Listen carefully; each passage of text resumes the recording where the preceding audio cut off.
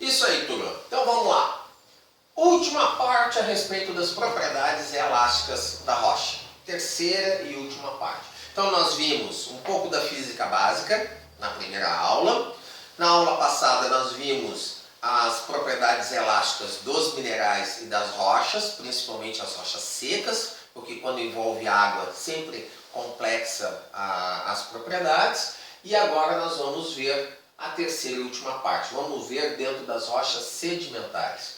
Exatamente porque elas têm uma forte mudança mineralógica, têm uma forte mudança de tamanho de grão e, principalmente acima de qualquer coisa, elas têm quase até 50% ou 60% de fluidos preenchendo os seus poros. Então o nível de porosidade é alto demais, a quantidade e variedade desses poros é altíssima do que pode conter dentro deles e também o que pode acontecer a nível de evolução daquela rocha. Maior ou menor grau de compactação, maior ou menor grau de cimentação, tudo isso são fatores que vão influenciar. Então, o que nós vamos ver hoje, agora, é ter um entendimento a respeito disso. Vamos ver as influências da composição da matriz e da composição dos poros. Vamos ver a influência do conteúdo do poro e aí vamos ver o papel da profundidade, pressão e temperatura nessas rochas. Então vamos lá. Rochas sedimentares. Por si só, em termos de propriedades elásticas, são as mais complexas. Variação de tamanho de grão. Então nós podemos pegar desde um siltito, desde um argilito, que é o menor tamanho de grão possível, até um conglomerado. E aí em conglomerado junta tudo. Silt, areia, grânulo, matacão, é uma variabilidade muito grande. Isso só de falar de tamanho. Aí nós temos uma variação composicional.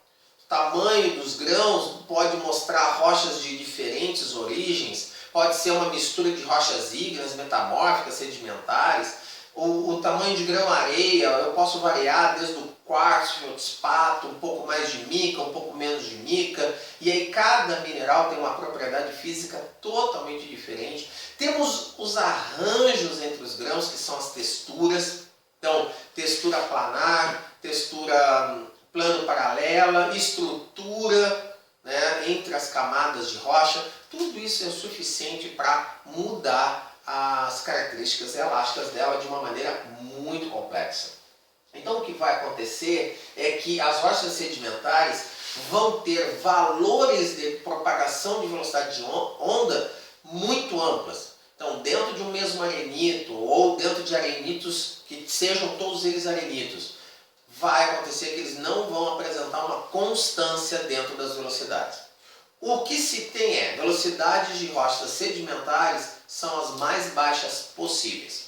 Agora, dentro dela, dentro desses valores baixos, pode ter alguns um pouco mais altos, alguns poucos mais baixos. Bom, então, dentro de tudo, o que é que a gente pode prever e saber? Quais são os fatores mais conhecidos? A primeira é a composição mineralógica da própria matriz.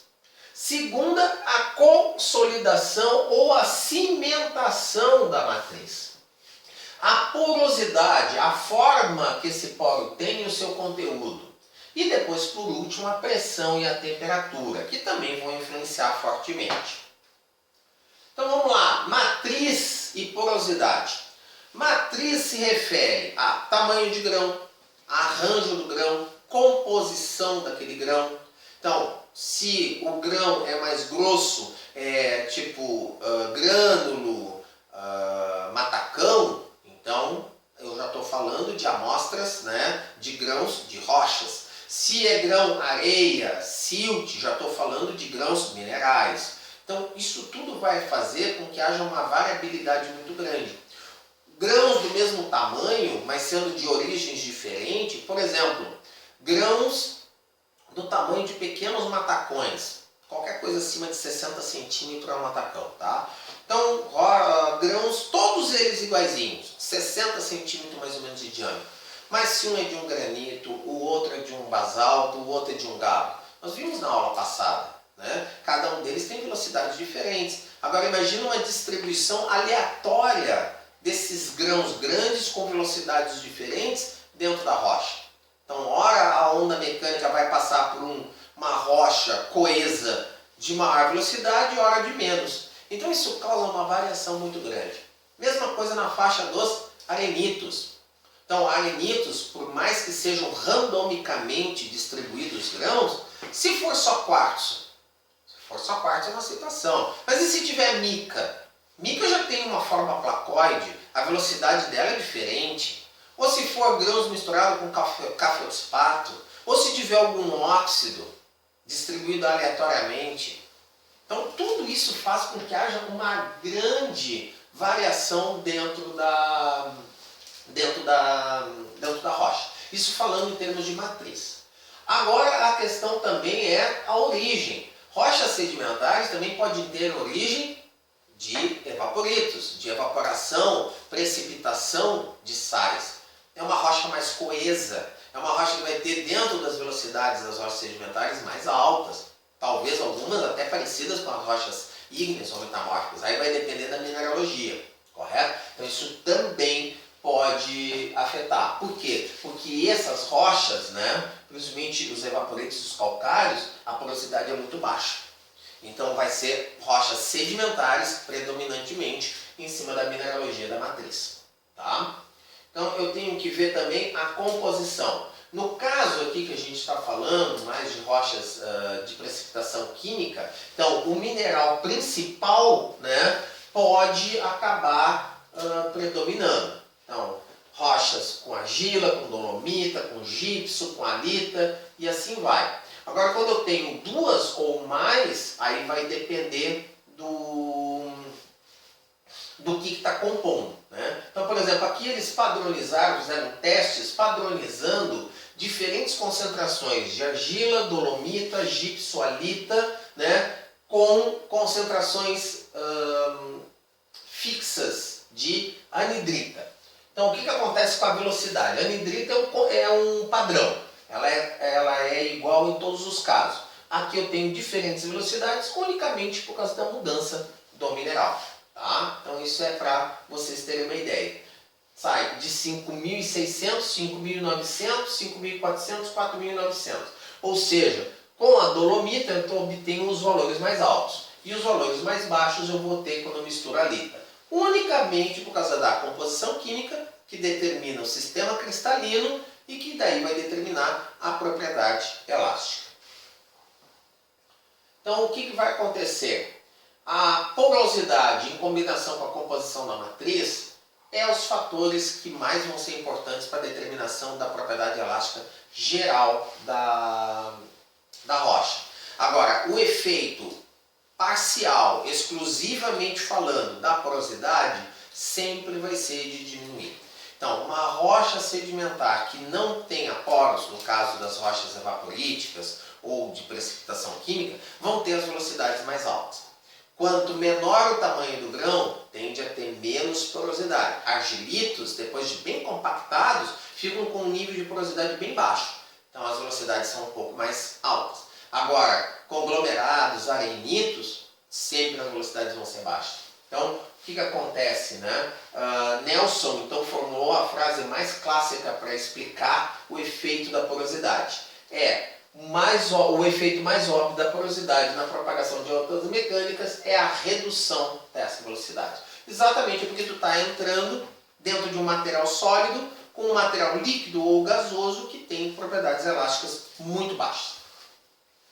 Então aqui está o exemplo, onde o nível de porosidade dentro de rochas sedimentares, aqui é as medidas da velocidade da onda P e aqui é a medida da velocidade das ondas S. Então o efeito da porosidade é óbvio, Conforme eu aumento a porosidade, a velocidade tanto da onda P quanto da onda S decai rapidamente. Então, há algumas relações com relação ao tempo médio. Wiley, Gregory e Gardner determinaram uma relação que eles chamaram de equação do tempo médio, levando em consideração a velocidade da onda P na rocha saturada, a velocidade da onda P exclusivamente da matriz e a velocidade da onda P dentro do fluido. Tá? Então a velocidade da onda na rocha saturada seria determinada por essas relações entre a velocidade da matriz e do fluido, obviamente controlado pela porosidade. Tá?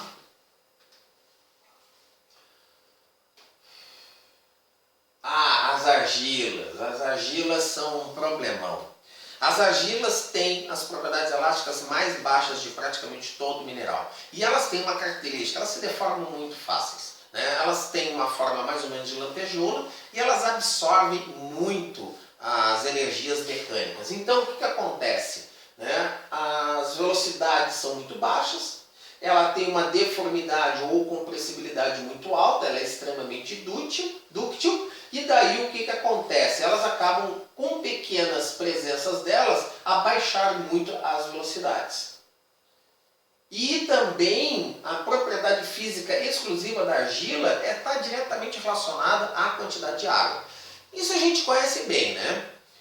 Por exemplo, criança, quando está na pré-escola, está nas primeiras fases de ensino, uma das primeiras coisas que ela aprende a brincar é com argila. Então na escola vai fazer escultura, vai fazer alguma coisa e pega um punhado de argila e molda.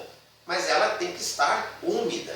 Uma concentração certa de água. Aí ela se torna plástica. Eu deformo ela e dou a forma que eu quiser. Se eu deixo no sol, ela seca, perde aquela umidade e fica rígida. Ou seja, a argila também tem uma variação muito grande dessas propriedades elásticas por causa da capacidade que ela tem de absorver água. E isso muda drasticamente. Esse é o terceiro fator e tem que ser levado bastante em consideração. Então a presença da argila, além de ter a velocidade menor, se ela tiver água, ela diminui mais ainda. Então isso tudo afeta negativamente para a velocidade das ondas dentro de rochas que tenham argila. E também nós temos a própria distribuição e disposição das argilas, que acabam tendo um efeito almofada, correto? É só pensar algo assim, ó. A argila é um mineral placoide, e se eu tiver misturado com alguns grãos sílticos, né, um pouquinho coisa mais grossa, ou mesmo grãos duros, arredondados no tamanho argila, que é uma coisa diferente, argila minerais do tamanho argila, eu posso ter um efeito tipo placa tábua apoiada em dois troncos. Então se eu pular no meio da tábua, ele cede, né? E isso vai ter um efeito da argila. Ela vai ser elástica, se estiver apoiada em dois minerais, ela pode acabar atenuando a velocidade da onda também por um efeito tipo almofada. Bom, agora vamos ver, isso foi tudo em relação à matriz, agora vamos ver o poro e a saturação do poro.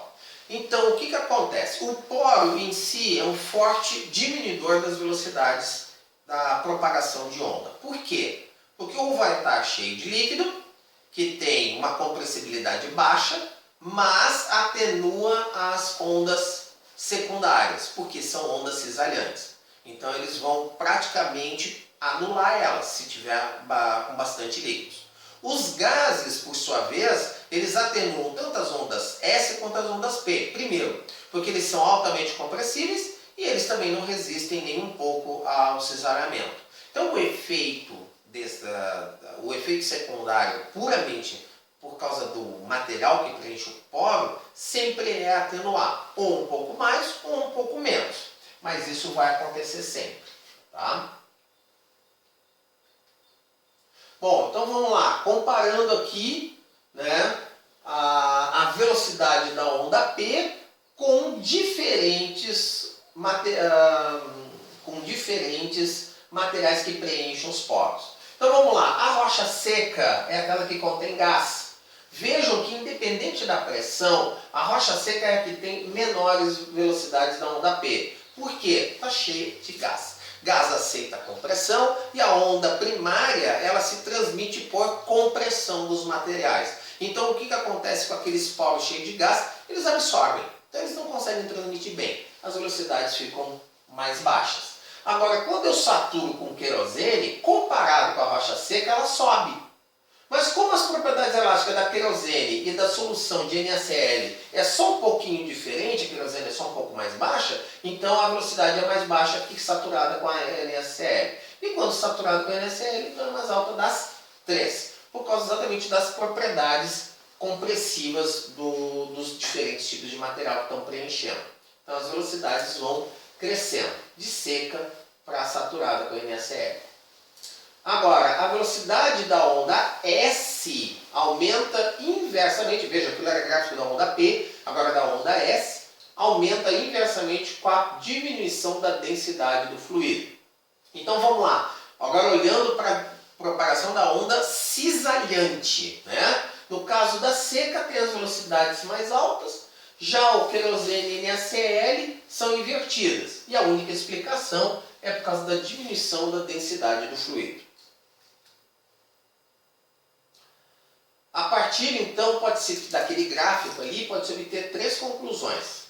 A relação entre velocidade e pressão é do tipo não linear. Vejam, nos dois gráficos aqui eu tenho o efeito da pressão. E aí vai aumentando as velocidades só pelo efeito da pressão, tanto nesse gráfico quanto neste.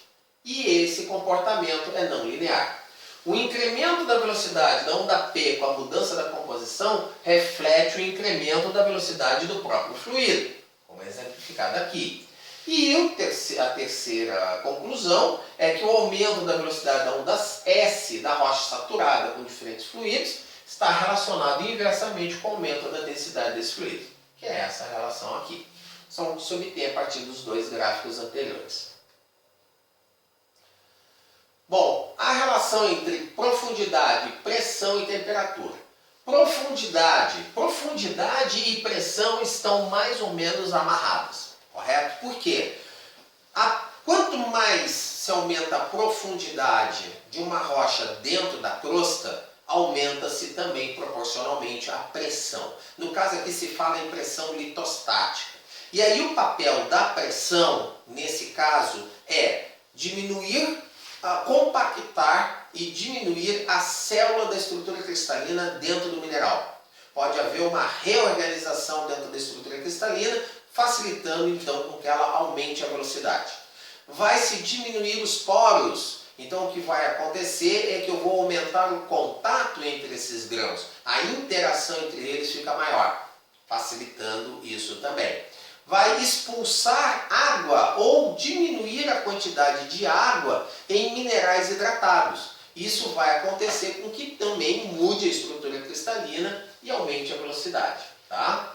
Então o que vai acontecer é que eu vou ter uma relação entre a profundidade, a idade que essa rocha tem, existe dentro dos processos geológicos.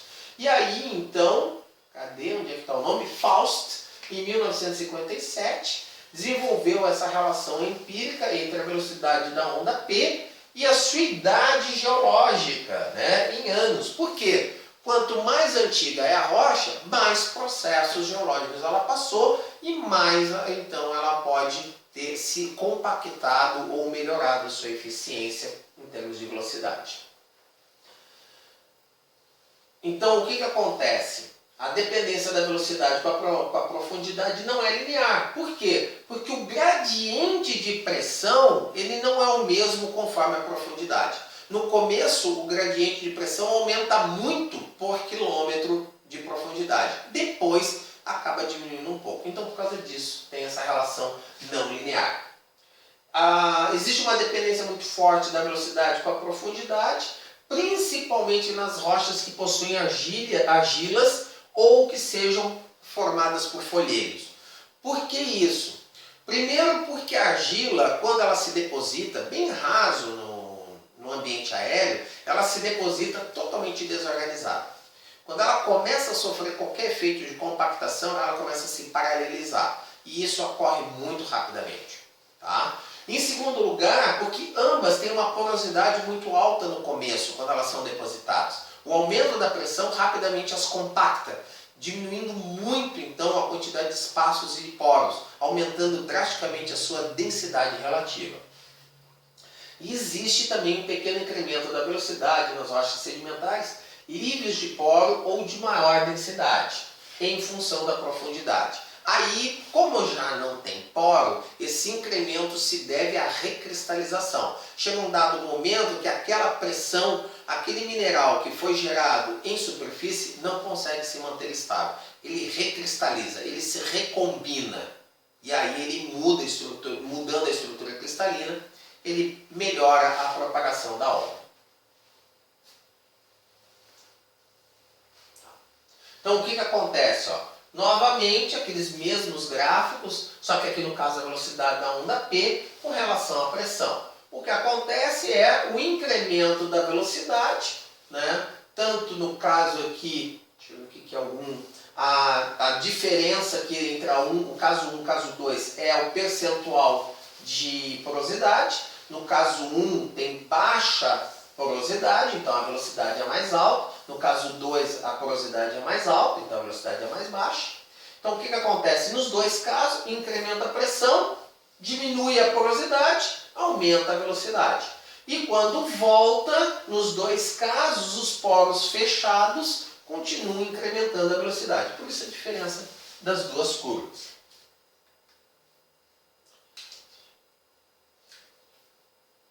O incremento, ou seja, a maneira como aumenta a velocidade da onda P e da onda S para a mesma pressão também são diferentes, tá? Então a velocidade da onda P aumenta muito mais do que a velocidade da onda P, da onda S, tá? Isso deve significar que existe uma relação entre a pressão e a razão de Poisson, que aí está relacionado com o comprimento e o diâmetro do mineral. Então, o que vai acontecer? Há uma relação direta entre pressão e velocidade. E que relação vai ser essa quanto ao incremento de cada um em relação ao outro? Primeiro, conforme eu aumento a pressão, ocorre o decréscimo da porosidade. Diminuindo a porosidade, facilito o incremento da velocidade da onda. E ocorre uma melhoria nas condições de contato. Uma das primeiras coisas que ocorre quando dois minerais são pressionados um contra o outro é o interdigitamento, ou seja, a superfície deles começa a se tornar mais intrincada e aí eles acabam se amarrando mecanicamente. Então eles melhoram o contato físico entre eles. Então essa é a principal característica, tá? E o que vai acontecer é que eu tenho uma mudança significativa através da mudança do arcabouço, né? As propriedades elásticas dependendo da petrofábrica. Agora, quanto à temperatura, né? Nós vamos separar as rochas sedimentares, as rochas porosas que contêm água, ou contêm fluidos, ou contêm gases, em dois grandes grupos, tá? De acordo com a saturação da água. Então, rochas saturadas em óleo possuem uma forte influência da velocidade em função da temperatura, onde a velocidade diminui quando a temperatura aumenta. Por que isso? Por que há essa relação? Vejam, o papel da temperatura sempre é de diminuir as constantes elásticas, sempre é de diminuir a velocidade da onda, tanto S quanto P. Agora, quando eu estou lidando com fluidos, eles se tornam menos viscosos. Uma das propriedades dos líquidos e dos gases é a viscosidade, é a resistência que eles têm ao se deslocarem. Quando eu aqueço, ele fica mais fluido. Vocês veem isso muito facilmente em casa. Por exemplo, quando vão aquecer o óleo para fritar uma batata frita. Quando tu verte, né, a partir da garrafa que está fria, tu coloca dentro da panela, tu vê que leva um certo tempo. Quando tu começa a aquecer aquele óleo, ele vai começando a se tornar mais fluido, menos viscoso, né? É o que o pessoal diz, mais fino. Então é isso que acontece. Se o líquido começa a aquecer, ele começa a se transformar num líquido menos viscoso. Menos viscoso, para nós aqui, significa propriedades elásticas mais baixas. Propriedades elásticas mais baixas significa mais difícil de propagar a onda.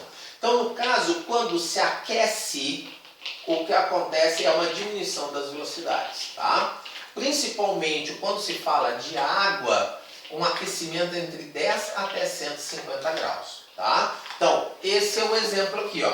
Se aqueceu de 10 até 150 e a velocidade caiu de 2,8 para 2,2 km por segundo, tá? Ambos em arenitos oleosos. Ah, desculpa, é de 3,4 para 2,8 e 3,4 para 2,2, de acordo com o tipo de rocha. Bom, agora nós temos quando se trabalha com água. Com água nós temos dois comportamentos diferentes. O primeiro é quando eu aqueço a água de 0 até 300 graus. Efeito pouco expressivo quando se fala de água dentro da rocha. Por quê? Vocês vão olhar e vão dizer assim, pô, mas a 300 graus a água já virou vapor, né? Não, a água na rocha está sob pressão. É a mesma coisa que uma panela de pressão. Quando aumenta a pressão sobre a água, aumenta o ponto de ebulição. Então, dentro das condições normais das rochas, a água pode chegar facilmente no estado líquido até 300 graus. E aí, nesses casos, não há um efeito muito expressivo. Agora, claro, ocorre um pequeno decréscimo, né, com o aumento da temperatura, mas ele é menor do que com os outros líquidos, que é maior, que eu acabei de explicar. Agora, o efeito mais drástico da presença de água na rocha é quando nós abaixamos a temperatura abaixo do 0 graus. Por que isso? Porque abaixo do 0 graus, nas condições CNTP, a água vira o estado sólido. E aí, quando ela muda de estado líquido para estado sólido, ela muda o comportamento elástico, ela adquire valores altíssimos das constantes elásticas e, principalmente, passa a ter a constante de rigidez. Ela passa a aceitar a transmissão da onda P, da onda S, desculpa, né? Não da onda P, da onda S, que é a onda secundária. Então, há uma grande diferença entre rochas que são aquecidas com água e rochas que são esfriadas com água. Aqui, nesse caso, é um exemplo que mostra isso. Ó. No caso aqui, o gráfico é meio que reverso. Nós temos que olhar nesse sentido aqui do que o normal que a gente está acostumado para cá. Então, vamos lá. Daqui para cá, temperaturas positivas, 0, 5 graus. Daqui para cá, negativas, menos 5, menos 10, menos 15, menos 20. Todas essas rochas aqui, os arenitos, as areias, os siltes e as argilas, aqui elas estão saturadas com água. Enquanto a temperatura está positiva, olhem as velocidades, são bem baixas, tá? Quando atinge 0 graus, a água começa a congelar, a velocidade da onda sobe, principalmente para as areias, para os siltes e para as argilas, sobe drasticamente. Para os arenitos sobe um pouquinho, tá? Então ela vai subindo. E aí, conforme vai baixando a temperatura e o estado da água sólida vai se tornando mais rígido, então ela também vai aumentando as velocidades. No caso aqui do arenito, então as velocidades vão incrementando ao longo da temperatura, até mais ou menos próximo dos menos 15. Então, o efeito do congelamento da água é esse. Sobe drasticamente as velocidades das ondas e também possibilita a migração da onda S, da onda secundária. Bom, então por hoje a gente fica por aqui. Nós encerramos os conteúdos básicos, vejam bem, são conteúdos básicos para entender as propriedades elásticas das rochas, porque ainda tem muito mais coisa para ser vista. Mas até esse nível que nós precisamos para essa disciplina, isso é o necessário. Quando vocês evoluírem e entenderem mais a respeito dos métodos sísmicos, vocês terão que entender mais e vão evoluir a respeito desse conhecimento. Para quem não é da disciplina e está aqui só de curiosidade, então agradeço a presença, espero ter solucionado ou elucidado algumas dúvidas e quem sabe ter criado muito mais. Correto? Então ficamos por aqui em propriedades elásticas. Até a próxima aula.